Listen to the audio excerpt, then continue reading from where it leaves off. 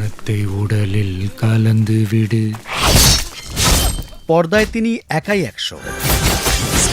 যে কোনো জটিল পরিস্থিতি তুড়ি মেরে উড়িয়ে দেন সহজে, কিন্তু বাস্তবে রাজনীতির মারপ্যাচে ঘুরপাক খাচ্ছেন থালাপতি বিজয়।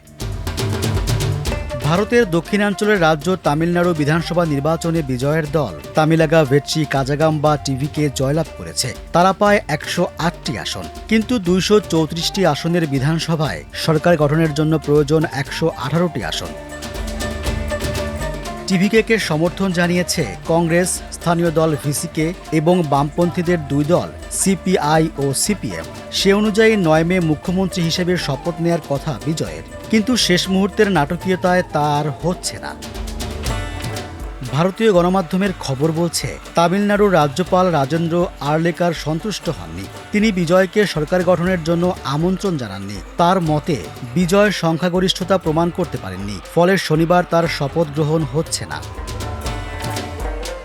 সরকার গঠনের আর্জি নিয়ে বিজয় এর আগে ৩ বার রাজ্যপালের সঙ্গে দেখা করেছিলেন, কিন্তু রাজ্যপাল প্রয়োজনীয় সমর্থনের চিঠি দেখতে চেয়েছিলেন। তিনি জানিয়ে দেন, ১১৮ জন বিধায়কের সমর্থন সম্পর্কে নিশ্চিত না হয়ে কাউকে সরকার গঠনের সুযোগ দিতে রাজি নন।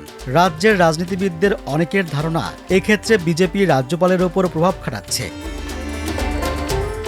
বিজয় ৮ মে সন্ধ্যায় রাজ্যপালের সঙ্গে দেখা করে সরকার গঠনের দাবি জানিয়েছিলেন। এ সময় তিনি ১১৮ জন বিধায়কের সমর্থন রয়েছে বলে দাবি করলেও রাজ্যপালের কাছে জমা দেওয়া চিঠিতে ১১৬ জন বিধায়কের স্বাক্ষর পাওয়া গেছে।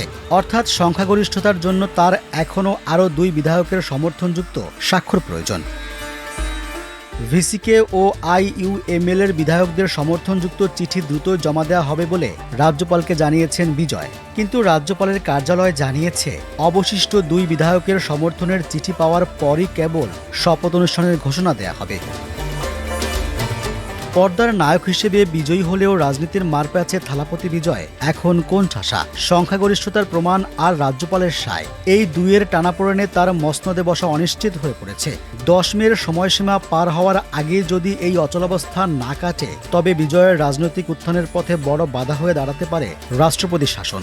রূপালী পর্দার সহজ সমাধানের চেয়ে বাস্তবের এই রাজনৈতিক লড়াই এখন অনেক বেশি কণ্টকাকীর্ণ।